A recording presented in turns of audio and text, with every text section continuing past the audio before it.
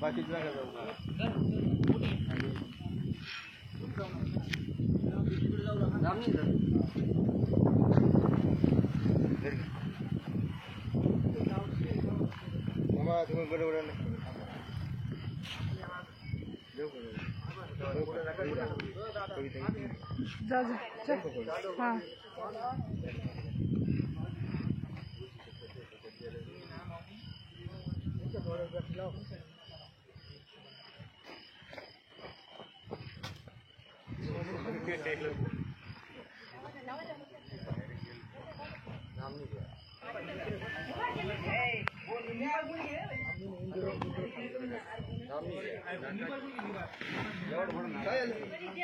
तर का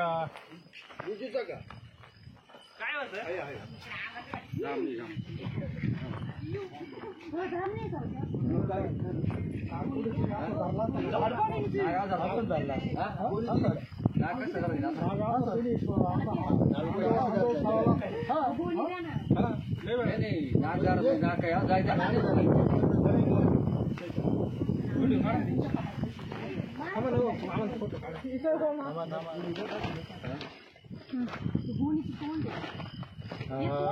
या ठिकाणी आलो आपण नवनाथ पंढरीनाथ गुंजाळ यांच्या वस्तीवरती आणि थोड्या वेळापूर्वी त्यांनी कॉल केला होता की ते दोन साप एकत्र आहेत आणि त्यांनी सांगितलं होतं की नाग आहेत, पण त्यांना फोनवरती सांगितलं होतं की ते धामण असणार आहेत, पण ते म्हटले की नाही नाग आहे. आणि इथं आलं होतं मला कळतं आपल्याला की धामण आहेत आणि सध्या धामणचा हरर स्नेकचा या ठिकाणी मीटिंग पिरियड चालू आहे आणि हे दोन्ही नर आहेत आणि आसपास त्यांच्याकडे कुठेतरी मादी असण्याची शक्यता नाकारता येत नाही. जवळपास कुठेतरी मादी असणार आहे, पण ती मादी आता कुठे लपली आपल्याला माहिती नाही आहे, कारण असे जे दोन साप असतात त्यांच्या जवळ कुठेतरी मादी असते. हे दोन्ही नर आहेत आणि मादीसाठी त्यांच्यामध्ये चाललेलं ते भांडण आहे, त्यांना आपण दोघांना घेतोय सुरक्षित ताब्यामध्ये आणि नंतर निसर्गात सोडून देऊ. परंतु हे पूर्ण मात्र बिनविषय वर्गामधले साप आहेत, विषय वर्गामधले हे साप नाही आहेत आणि सध्या धामण सापांचा हा मिळण्याचा कालावधी आहे. इथे आपण गोणीचा वापर करून घेतोय त्यांना ताब्यात आणि नंतर निसर्गात सोडून देऊ.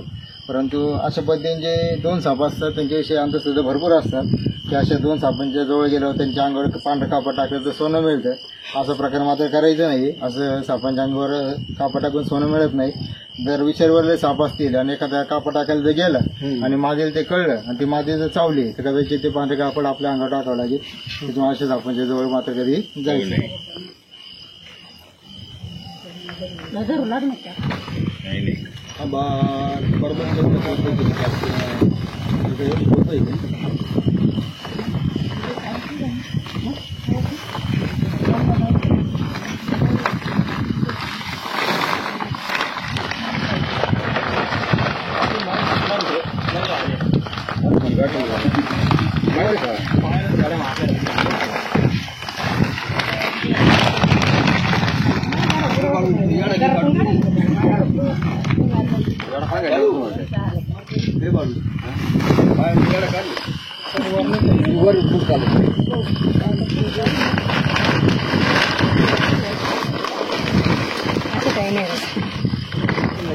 एवढं मोठं होतं बरं का, आम्ही लागलो पाणी घालून घालून नाही आला वाटत.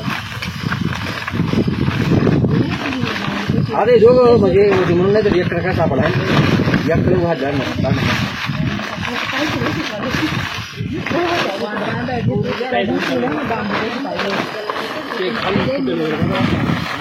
त्याला बोल बिल काढायचं का बरं.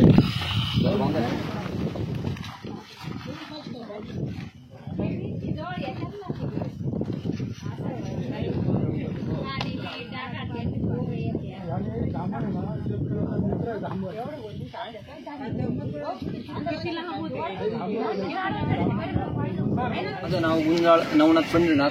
आम्ही स्ट्रॉबेरी शाळेजवळ राहिला आहे. आमच्या घराच्या नजीक जवळ एक दोन साप आढळले, तर आम्ही गिरी सरांना फोन केला.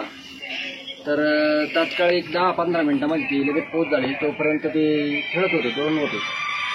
तिने पकडून आम्हाला चांगलं सहकार्य केलं. धन्यवाद. गायत्री गुंजाळ यांच्या राहत्या आपल्याला ज्या 2 धामण सापडल्या होत्या, या धामणला आपण त्याच्या नैसर्गिक आदिवासामध्ये या ठिकाणी सोडून दिले.